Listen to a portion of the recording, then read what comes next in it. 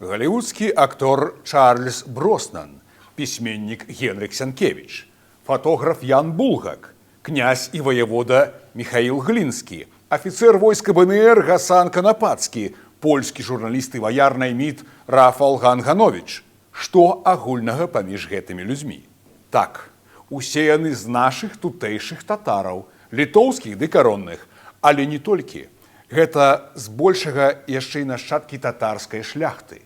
Мяне завуць Васіль Калач. Тут мы размаўляем пра шляхецкую культуру ў розных яе аспектах. А сёння пагаворым пра мурзоў, беяў, солтанаў, уланаў, карацей, пра татарскую шляхту. Кажуць, татарскія вершнікі былі яшчэ ў войску Гедыміна. Але ў ваколіцы Вільні, Коўні, Ліды, Крэва, Наваградка ды горадні татараў масава засяліў Вітаўт. Стварыў з іх паселішчаў абарончы пас. Яны былі патрэбныя Вітаўту ў бясконцых войнах з крыжакамі. Татары ж лічылі яго сваім ханам, а ў легендах называлі Ваттат, то бок абаронца ісламу і правоў мусульман. Татары памяталі князя, узгадвалі яго імя ў малітвах ажно да 1930-х. Былі яшчэ татары-імігранты, якія ратаваліся ад міжусобіцаў або татары палонныя. Усіх сялілі тут. Ліпка татарлар, так іх называлі крымскія татары ды асманы.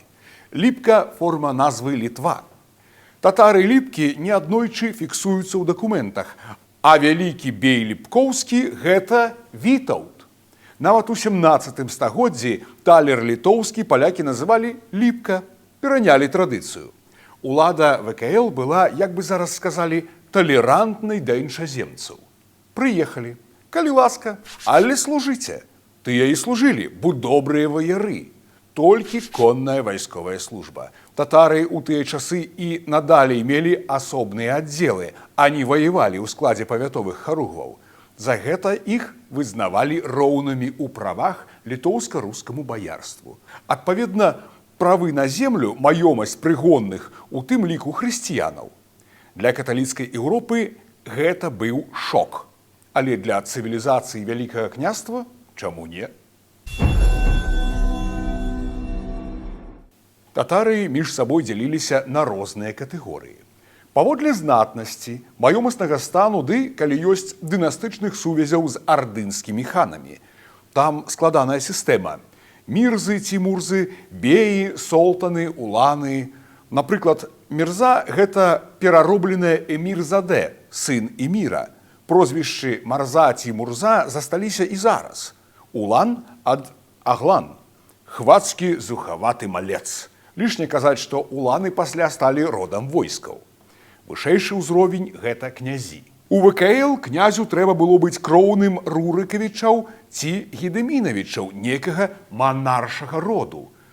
Дык шмат якія татары былі раднёй ханаў-гірэяў, так званыя царэвічы, ці нават далёкімі нашчадкамі Чынгісхана. Княскі тытул быў зацверджаны, напрыклад, у Крыме і пасля пацверджваўся нашым вялікім князем персанальна. Асэнчуковы, багрынскія, юшчынскія, кадышевічы, карыцкія, смольскія, талькоўскія, завадскія – вось толькі некаторыя княскія роды. Але князі – гэта не заўжды пра золата і раскошу. Уладзіслаў Сыракомля пісаў, што трымаў у руках дакументы з часоў караля Уладзіслава IV пра наданне зямлі некаму з татараў, і там было ого, пра цяжку князьку працу. Як татарскі князь вяртаўся з вайны, скідаў рыштунак ды браўся за саху, а княгіня замест таго, каб адпачываць у гарэме, як крымскія сваячкі, капала землю ды прала кудзелю. Во як! Захаваўся яшчэ цікавы мемарыял з 16 стагоддзя. Яго пісаў нейкі літоўскі татарын да Рустэма Пашы, зяця султана Сулеймана. Паводле яго, татары ў нас размаўляюць па-руску, у тагачасным разуменні, канешне, і па-польску. Караля любяць душою і сэрцам. Калі той прыязджае на Літву, тыя яго вітаюць збройна на конях, бо нясуць рыцарскую службу, маюць асобнае войска і камандзіраў. Таксама чытаем, татары ваявалі у маскоўскай ды інфлянскай вайне лятучымі аддзеламі, а ў бітвах рэдка гінулі, вярталіся дадому са здабычай.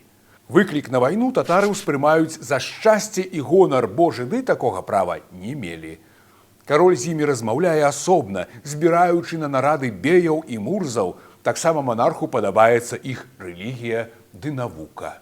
Зямлёй карыстаюцца вольна. Хто сеў на коня, гэта значыць прыняў васковы шлях, той вольны ад падаткаў. Хто ж займаецца рамяством, вырабам скураў, агародніцтвам ці гандлем або фурманкай, то бок перавозкамі, плаціць падатак. А вось купецтвам больш займаюцца татары, што жывуць бліжэй да Крыму. Адтуль на Літву вязуць рушнікі, хусткі, тканіны ды розныя турэцкія вырабы. Паміж сабой татары высвятляюць стасункі паводле Карану. З мясцовымі паводле літоўскага права. Сувязі з Крымам і Турцыяй, канешне, часам слабелі. А у тым самым 16 стагоддзі яшчэ можна было ўбачыць нашых татараў падчас хаджу ў Мекку, але ўсё меней. Мова засталася, але таксама здавала пазіцыі. Зрэшты, так з'явіўся цікавы феномен – кітабы. Кнігі і тэксты, напісаныя арабіцай, але па-нашаму, па-старабеларуску, нават з уласцівымі нашай мове дзеканнем і цеканнем. Правільна, як чулі, так і пісалі. На гэтай рэканструкцыі старонкі з кітабы можна ўбачыць, як гэта выглядала. Вось гэты радок гучыць па-беларуску «У імя Бога ласкавага, міласэрнага». Татарскія кабеты найчасцей даглядалі кароваў, козаў, авец, займаліся агародніцтвам, нават маючы князькі радавод. Усе татары тут у нас, як пішуць, былі аднажонцамі. Чаму? Бо ад пачатку было мала жанчын-магамітанак. Ехалі ж мужыкі са зброяй. А вось калі ўжо жаніліся з хрысціянкамі, дык тыя іхнія радня ўжо не талеравалі мнагажонства. Ад мясцовых жонак татары часам бралі сабе прозвішчы. Ці стваралі новыя, як дадавалі да прозвішча бацькі Іч, Азулевіч, Ахматовіч, Абрахамовіч, Юзефовіч. Калі вы не глядзелі наш выпуск пра шляхецкія прозвішчы, гляньце. Некаторыя мелі прозвішчы ад валоданняў. Карыцкія, бараноўскія, сабалеўскія. Цікава, што калі татары прымалі хрост і нават ставалі святарамі і біскупамі, старыя прозвішчы іх выдавалі. Булгак, Фурс, Гутовіч, татарскія. Часам па прозвішчы цяжка вызначыць татарына, бо тутэйшае нашае, а імя мусульманскае. Мустафа Лебедь. Як вам? Зірніце на экране. Гэта прозвішчы, якія насілі нашыя татары. Іх значна болей, насамрэч. Раптам знойдзеце сваё ці кагосьці са знаёмых? Давайце яшчэ пару словаў пра геральдыку татарскай шляхты. Калі для еўрапейскіх гербаў былі характэрныя і львы, адзінарогі, грыфоны, розныя там вежы ды крыжы, то ў татараў было прасцей. Старыя сюжэты з ханскіх тамгаў яны прывезлі да нас. Яны, як правіла, даволі простыя, каб можна было паставіць на конскую збрую ці пазначыць сваё майно. Рыскі, лініі, стрэлы, падковы. Такое. Зразумела, гербы развіваліся і дапаўняліся. Былі характэрныя, як, напрыклад, Ахмат з паўмесяцам прыкладзеным на карону. Або вось раскошны герб Абрамовічаў ужо пачатку 19 стагоддзя, калі адкінуць розныя элементы у стылі ракако, кароны, шаблі, сцягі, гарматы, застанецца архаіка. Страла, падкова, той самы подых стэпу, што і сотні год да таго. Мы не татары, мы шляхта-мусульмане. Такое выслоўе можна было пачуць у нас яшчэ на пачатку 20 стагоддзя, бо татарамі называлі мясцовыя, а самі ж людзі настолькі прыраслі да гэтай зямлі, што сталі яе часткай. А што дзівіцца? У 19 стагоддзі ўжо ў часы расейскай імперыі былі выпадкі, калі татары выязджалі ў Турцыю, але вярталіся, бо там яны былі чужымі. Ніводная вайна ці паўстанне за свабоду на нашых землях не абыходзіліся без татараў. Узгадайце глінскіх, ясінскіх ці канапацкіх. Вось род карыцкіх, якія паводле сямейнай легенды паходзілі ад хана Эдыгея, аднаго з уладароў Залатой Арды, колішнія ўласнікі лоўчыцаў пад Наваградкам. Дык вось, карыцкія удзельнікі паўстання Касцюшкі, лістападаўскага чыну і ваявалі з бальшавікамі ў 1919-20. Доктар медыцыны Міхал князь Эдыгей і Мірза Карыцкі. У паваенныя гады адзін з арганізатараў службы аховы здароўя ў Гданьску ды вялікі знаўца гісторыі і традыцыяў ВКЛ. Захавальнік сямейнай памяці. Памёр у 1993 годзе. Сваіх сыноў, таксама паважаных медыкаў, назваў Селім і Асман.